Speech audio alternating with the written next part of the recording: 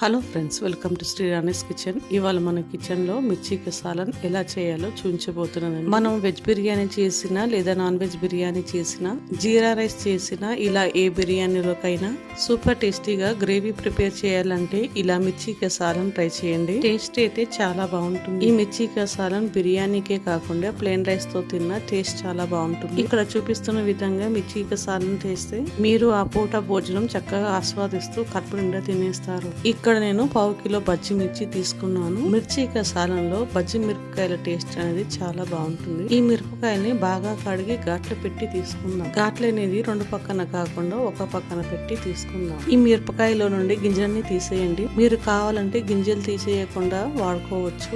నేను ఇక్కడ మిరపకాయలో నుండి గింజల్ని తీసేసాను. చూడండి, ఈ విధంగా గింజలను తీసేసి పక్కన ఉంచండి.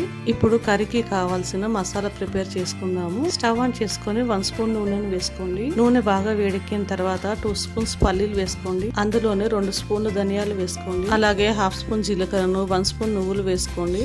మంటను మీడియం ఫ్లేమ్ లో పెట్టి ఈ మసాలా దినుసులు ఎర్రగా వచ్చేంత వరకు వేయించండి. చూడండి, ఈ విధంగా ఎర్రగా వేయించుకోవాలి. ఈ వేయించిన మసాలా దినుసులు ప్లేట్లోకి తీసుకోండి. ఆ తర్వాత అందులోనే 1/2 కప్పు సన్నగా తరిగిన ఉల్లిపాయ ముక్కలు వేసి కొద్దిగా ఉప్పు వేసి వేయించండి. ఇలా ఉప్పు వేయడం వలన ఉల్లిపాయ ముక్కలు తొందరగా వేగిపోతాయి. చూడండి, ఉల్లిపాయ ముక్కలు ఇలా చక్కగా వేగి కలర్ చేంజ్ అయ్యాయి. ఇలా ఉల్లిపాయ ముక్కలు వేగిపోతే సరిపోతుంది. ఇప్పుడు ఈ ఉల్లిపాయ ముక్కల్ని కొద్దిగా చల్లారనివ్వండి. ఇప్పుడు మిక్సర్ జార్ తీసుకొని మనం ముందుగా వేయించిన పల్లీలు, నువ్వులు, ధనియాలు వేసుకోండి. అలాగే అందులోనే ఎర్రగా వేయించిన ఉల్లిపాయ ముక్కలు వేసుకోండి. ఆ తర్వాత 4-5 జీడిపప్పులను వేసుకోండి. అలాగే 2 బిర్యానీ ఆకులు తీసుకొని ఇలా తుంచుకొని వేసుకోండి.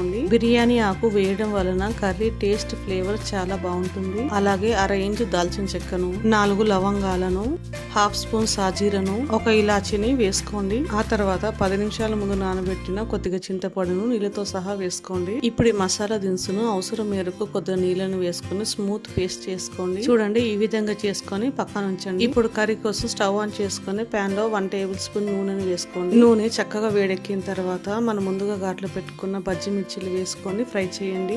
మిరపకాయలు అనేది బాగా ఫ్రై అయ్యేంత వరకు ఇలా కలుపుతూ ఫ్రై చేయండి. చూడండి, మిరపకాయలు అనేది బాగా వేగిపోయి కలర్ చేంజ్ అయ్యాయి. ఇలా వేగిన బజ్జి మిర్చిలో 1/2 స్పూన్ పసుపు వేసుకొని ఒకసారి బాగా కలపండి. ఆ తర్వాత అందులోనే 2 స్పూన్స్ కారం వేసుకోండి. అలాగే 1/2 స్పూన్ ఉప్పును వేయండి. మీరు కారం తక్కువ తినే వాళ్ళైతే కారం కొద్దిగా తగ్గించి వేసుకోండి. చూడండి, ఉప్పు కారం బాగా కలిపి ఇలా ఆయిల్ సపరేట్ అయ్యేంత వరకు వేయించండి. ఇప్పుడు ఇందులో మనం ముందుగా మిక్సీ పట్టుకున్న మసాలా పేస్ట్ వేసుకోండి. మసాలా పేస్ట్ నుంచి పచ్చివాసన పోయేంత వరకు ఇలా కలుపుతూ లో ఫ్లేమ్ లో ఫ్రై చేయండి. కనీసం 2-3 నిమిషాలన్నా చక్కగా ఫ్రై చేయండి. చూడండి, చక్కగా వేగి ఇలా కర్రీ నుండి ఆయిల్ సపరేట్ అయ్యింది. ఇలా వచ్చేంత వరకు ఫ్రై చేయండి. ఇప్పుడు ఇందులో 1/2 కప్పు నీళ్ళని తీసుకుందాం. ఇలా నీళ్ళను వేసి బాగా కలిపి 2-3 నిమిషాలు లో ఫ్లేమ్ లో ఉడికించండి. 2 నిమిషాల తర్వాత ఇందులోనే 2 రెమ్మల కరివేపాకు వేసుకోండి. అలాగే సన్నగా తరిగిన పుదీనా వేసుకొని ఒకసారి బాగా కలిపి 4-5 నిమిషాలు లో ఫ్లేమ్ లో ఉడికించండి. బయట రెస్టారెంట్ లో అయితే లో ఫ్లేమ్ లో చాలా ఎక్కువ సేపు ఉడికిస్తారు. మనం తక్కువ క్వాంటిటీలో ప్రిపేర్ చేస్తున్నాం కాబట్టి 4-5 నిమిషాలు ఉడికిస్తే సరిపోతుంది.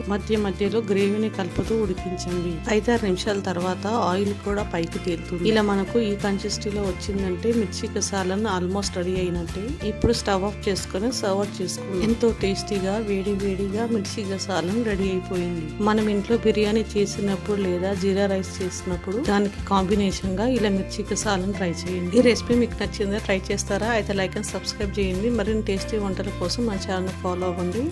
Thanks for watching.